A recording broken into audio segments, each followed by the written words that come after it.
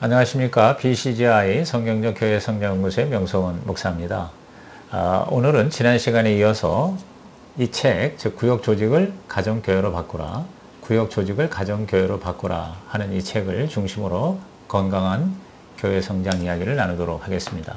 지난 시간에 이 책에 대해서 전반적인 개요를 설명해 드렸습니다. 1993년에 휴스턴 서울교회 부임한 최영기 목사님이 그곳에서 일반적이고 전통적인 교회 구조를 이제 가정교회 구조로 바꾸어서 완전히 체질을 바꾸고, 그리고 양적으로나 질적으로 건강한 교회 성장을 이룬 목회 부흥 체험기라고 말씀드렸죠. 그래서 5가지 주제를 함께 생각해 봤습니다. 과연 교회란 무엇이냐? 또 목회란 과연 무엇인가?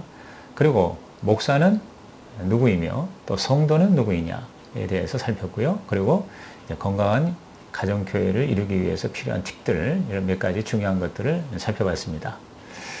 오늘부터는 이 책의 내용의 좀 세세한 부분을 살펴보도록 하는데, 우선 가정교회가 과연 뭔가에 대해서 이 책은 우리에게 분명하게 말씀해주고 있습니다. 자, 흔히 말하는 이 구역 조직과 이 가정교회는 뭐가 가장 큰 차이인가? 이제 구역 조직은 지역 중심으로 이렇게 사람들 나눠서 소그룹으로 만든 것이 이제 구역이죠. 그러나 이 가정교회는 그런 지역 중심이라기보다는 관계 중심으로 사람들을 나누게 됩니다. 특별히 이 가정교회라고 하는 이제 목장이라고 그러는데요. 그 지도자가 이제 목자죠. 그 목자를 세워놓고 그 목자를 자기가 좋아한다, 그래서 선택하게끔 하는 거죠. 다시 말해서 이 소그룹의 구성원들이, 즉 목장의 목원들이 목자를 따라서 자기가 선택하게끔 하는 관계 중심의 소그룹이 바로 목장교회 또는 가정교회다, 이렇게 차이가 난다는 겁니다.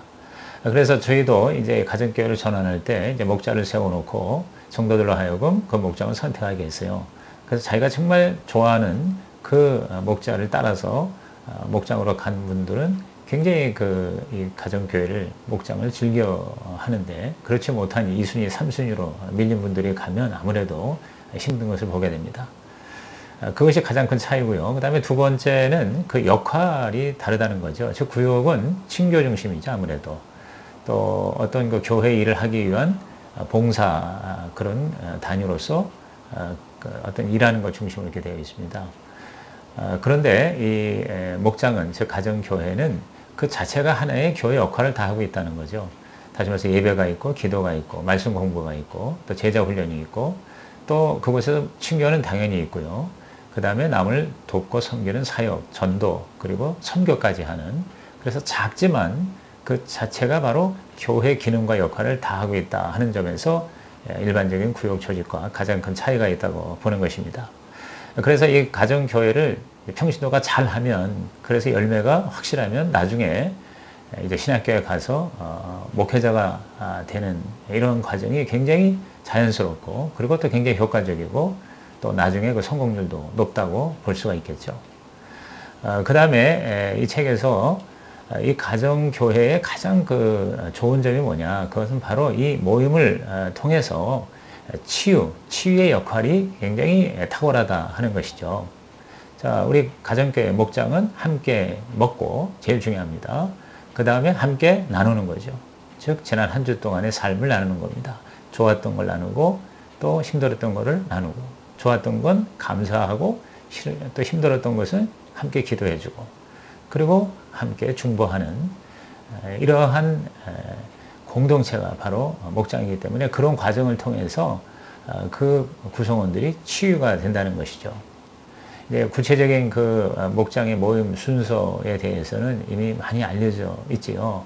여기서 모여서 식사하고, 식사한 다음에 잠시 찬송하고, 한두 장 하고, 그리고 이제 삶을, 지난 한 주 동안의 생활을 나누고, 그 다음에 이제 말씀을 간단히 공부하고, 공부라기보다는 그냥 말씀을 나누고, 또 지난주에 목사님의 설교를 나누거나, 아니면 다음 주에 있을 목사님의 설교를 미리 예습하는 정도. 이제 그러고 나서 이제 가장 많은 시간을 이제 삶을 나누는 겁니다. 자신의 지난 한 주 동안에 좋았던 거 나누고, 힘들었던 거 나누고, 이제 그러면서 자기를 노출시키는 거죠. 자기를 오픈하는 거죠. 그래서 그러한 진솔한 자기 노출과 나눔을 통해서 이제 서로 이제 치유하고, 그래서 회복되는 것이죠. 이러한 목장의 이 순서나 또 모임 내용을 통해서 엄청나게 이제 치유가 되는 거죠. 그랬기 때문에 힘들어도 장시간, 뭐 보통 하면 2시간, 3시간, 심지어는 4시간 이상씩 이렇게 목장 모임을 하게 되는데, 그렇게 긴 시간을 버틸 수 있는 것은 바로 거기서 진정한 나눔이 있고 사귐이 있고 또 그걸 통해서 치유가 된다는 점 때문이겠죠. 그래서 여기 23페이지에 보면은 책을 이런 내용이 있습니다. 이 마음과 마음을 나누는 이 사귐이 이 모임에서 잘 나타나고 있다. 그래서 목장 모임은 말씀에 대한 지적인 토론을 벌이는 것이 아니고, 마음과 마음이 만나고 마음에 있는 상처가 치료받고 그래서 구체적인 도움을 얻는 장소, 이게 바로 가정교회다. 이게 바로 목장이다. 우리 주변에 이런 모임이 흔치 않죠. 그래서 많은 사람들이 이 목장에 나와서 장시간 그렇게 자기 자신을 오픈하고 또 나누게 되는 것이죠. 그래서 이러한 이 가정교회는, 즉 목장 교회는 3가지 운영 규칙을 적용한다 하고 저자는 말합니다. 첫째가 피상적인 답을 주지 않는다는 거죠. 다시 말해서 어떤 문제를 이야기할 때, 그 기도하면 되지 않냐, 기도하세요, 이러한 말은 절대 하지 않게 하는 것이다. 그렇다면 어떻게 하냐. 2번째로, 다른 이에게 조언할 때는 질문이나 간증만을 사용하라 그랬어요.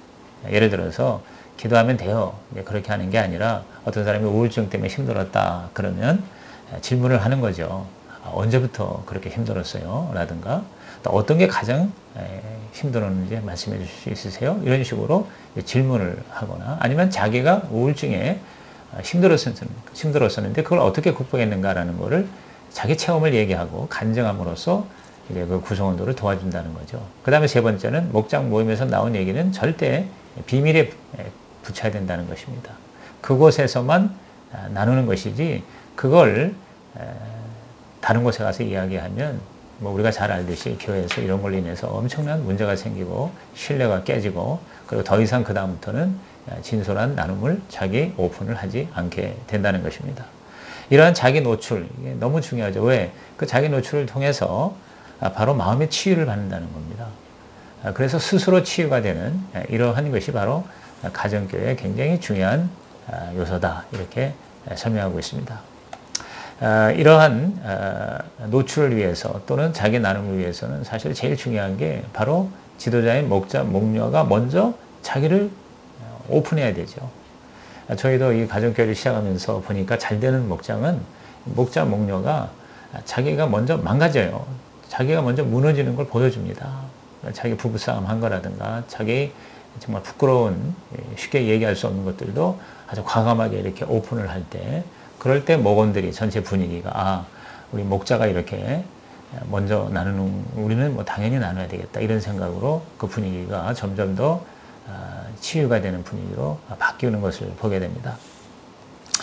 이 저자인 최영기 목사님이 이 가정교회를 시작하기 전에 그 모태로서의 그 출발이 될 수 있는 그런 사역의 경험이 있는데, 그게 바로 작년 주일학교였던 것 같아요. 평신도 시절에도 그런 사역을 잘 했고, 나중에 이제 신학을 하고 교육 목사로 있을 때에도 이 작년 주일학교를 아주 잘해서 인기가 있었다고 합니다. 그런데 이 작년 주일학교가 가정교회로 전환하게 된 이유는 바로 그 효과면에서 너무 차이가 있기 때문이라고 설명을 하고 있습니다. 즉, 작년 주일학교는 진정한 사귐이 어렵다는 거죠. 그냥 이렇게 선생님이 나와서 교사가 가르치는 그런 그 클래스 분위기 때문에 진정한 사귐이 어렵고, 또 모든 지체가 서로 이렇게 역할을 하는 그러한 모임이 되기가 어려운 거죠. 왜? 봉사할 수 있고 또는 사역할 수 있는 것이 한정되어 있는 겁니다. 그리고 무엇보다 작년 주일학교는 전도하기가 어렵다는 거죠.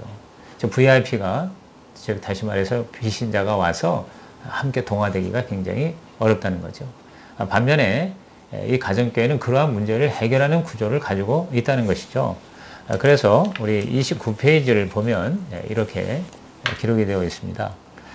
그런 그 작년 주일학교 한계를 극복하는 방법을 모색하면서 성경을 새로운 눈으로 보기 시작했다는 거예요. 신약교회의 엄청난 능력은 어디에서 나온 것일까? 개인 소유가 하나도 없이 물질까지 공유하는 이런 깊은 사귐의 힘은 대체 어디서 나왔으며 짧은 기간 안에 수만 명이 모이게 하는 예루살렘 교회 전도 능력은 어디에서 비롯된 것일까? 그 해답은 말할 것도 없이 성령입니다. 그렇다면 현대 교회는 왜 그런 능력을 체험하지 못하는 것일까? 단순히 기도가 부족해서일까? 아니면 다른 이유가 없는 것일까? 여기에 대한 고민을 한 거죠. 그래서 깨달은 게 뭐냐면 전통적인 교회 구조 자체는 이런 성령의 능력이 나올 수 있는 가능성을 배제하고 있다는 거. 그런 거를 이제 깨닫고 초대교회의 성장은 성령의 힘을 제한하지 않는 교회 구조가 있었기에 가능했습니다. 전통적인 교회 구조는 성령의 역동적인 역사를 제한합니다. 평신도를 무력화시키기 때문입니다. 그러면서 이 초대교회, 신약교회는 바로 가정에서 평신도들이 생활 가운데 모이기 때문에 성령의 역사하기가 훨씬 쉬운 구조요 분위기였다는 것이죠. 그리고 권속, 가족, 식구 이러한 차원에서 이 신약교회가 성령님이 마음껏 역사할 수 있는 그런 분위기, 그런 조직으로 구성되어 있었기 때문에 폭발적인 그런 부흥의 역사가 나타났다. 이렇게 결론을 내리고 있는 것이죠. 그런 점에서 어떤 상하 간의 수직적 구조가 아니라 한 가족이 되고 식구가 되는, 그래서 서로가 서로를 받아들일 수 있는, 용납할 수 있는 이런 수평적 구조가 되어 있었기 때문에 그만큼 성령께서 자유롭게 역사하실 수가 있었다. 이렇게 보는 겁니다. 그리고 마지막으로 가정교회는 이제 전도하는 교회라는 것, 이것을 굉장히 강조하고 있습니다. 이 가정교회가 잘 되는 정착 그런 과정이 3단계로 보는데요. 첫째 단계, 1단계는 친해지는 단계고요. 그 다음에 2단계는 이 마음을, 속마음을 나누는 단계고, 그리고 이제 세 번째 단계가 바로 영혼 구원하는, 전도하고 선교하는 단계라는 거죠. 그런데 가정교회가 제대로 되려면 이 3단계까지 가야 된다는 겁니다. 전도하고 선교하는 단계로 넘어가지 않으면 결국 가정교회 자체가 침체되고 재미가 없어진다는 거죠. 저의 그 목회 경험도 보면은 잘 되는 그런 가정교회 목장은 결국은 뭐냐면 VIP 체험이 있는 목장이더라고요. 한 명이라도 전혀 믿지 않는 불신자가, VIP가 이 목원들을 통해서 관계를 맺어서 목장에 와가지고 목장에서 점점 친해지고, 그래서 예수 영접을 하고 그다음에 생명의 삶의 공부에 들어가서 교회에 아주 신실한 그런 멤버로서 정착이 되는, 이런 걸 한 번이라도 경험한 목장은 그 역동성 때문에 계속 재밌어하고 계속 잘 되는 모양입니다. 그런데 그렇지 않은 1년이 가도 이 VIP 체험이 전혀 없을 경우, 맨날 그 사람이 그 사람인 경우 아무리 밥이 맛있고 아무리 처음에는 교제가 친해져서 좋다고 하더라도 결국은 나중에 힘들어하는 것을 보게 되죠. 그래서 가정교회 절대적인 확신은 이 교회 존재 목적 자체가 바로 뭐예요? 영혼권이다, 구령사업이다, 즉 전도라는 것, 이것에 대한 흔들리지 않는 그런 확신이 바로 이 가정교회의 기초가 되어야 된다는 거죠. 그래서 전도하는 교회가 되기 위해서 우리 최 목사님은 기신자를 받지 않기로 그렇게 결단을 하게 됩니다. 왜? 계속 이렇게 이 교회 저 교회 다니는 사람이 수평이동으로 오니까, 그래도 사람들이 계속 오니까 이 신자들이 전도를 하지 않는다는 거죠. 그렇기 때문에 아예 다른 교회 다니는 사람을 받지 않기로 결단을 하고, 그래서 우리 교회는 반드시 믿지 않는 자, 교회 안 나가는 자, 전혀 복음을 듣지 못한 자, 그들을 전도해서 우리 교회 교인으로 만들자. 이렇게 목회 철학을 결단하고 이렇게 정한 이후부터 이 가정교회가 제대로 세워지게 되었다는 것이죠. 그러므로 우리 가정교회가 잘 되기 위해서는 모든 초점을 전도와 또 전도의 궁극적인 목표인 제자화에 두었다는 것입니다. 목장마다 최소 연 한 명 이상 반드시 전도해서 정착을 하게 하고, 또 목장마다 이른바 VIP 전도 대상자 5명씩을 이렇게 마련하고, 또 새가족이 편한 그런 교회 분위기로 만들기 위해서 최선을 다하고, 예를 들어서 성경도 쉬운 세번역으로 바꾸고, 또 모든 그 교회 예배 순서나 분위기가 처음 오는 VIP도 편안하게 그렇게 예배 드릴 수 있고 또 즐길 수 있는 그런 분위기로 만드는 데 최선을 다했다. 뭐 이것은 꼭 가정교회가 아니더라도 대부분의 교회가 이러한 관심을 갖고 있습니다만, 특별히 영혼 구원, VIP, 다른 교회 다니던 사람이 아니라 교회 전혀 안 나가는 사람, 그들도 와서 또 오고 싶어하는 교회로 만드는 일에 정말 올인했다 하는 것을 여기서 강조하고 있습니다. 다시 말해서 주님이 원하시는, 그리고 교회의 영적 그런 구령 사업에 도움이 되는 그런 쪽으로 모든 초점을 맞추고, 그게 도움이 되지 않는 것은 다 몽땅 구조 조정하는 그러한 노력을 기울일 때 가정교회가 제대로 될 수 있다고 주장합니다. 목장에서 관계를 맺고 또 예수 영접을 시키고 또 세례를 주고, 그리고 13주 가정에 생명의 산 공부를 철저하게 이수하는 것, 여기까지를 전도의 완성이다, 이렇게 정의를 내렸다는 거죠. 그래서 142페이지를 보면 이런 말씀이 있습니다. 전도의 목표가 제자화를 포함하고 있지 않으면 참된 전도라고 말할 수 없습니다. 왜냐하면 예수님의 지상 명령은 궁극적으로 제자를 만들라는 것이기 때문입니다. 예수님은 제자를 만드는 방법으로 가서 세례주고 가르칠 것을 명하셨습니다. 그래서 1년에 한 사람이 예수님을 영접하고 침례받고 13주짜리 기초 공부를 마치도록 돕는 것을 목장의 전도 목표로 세웠습니다.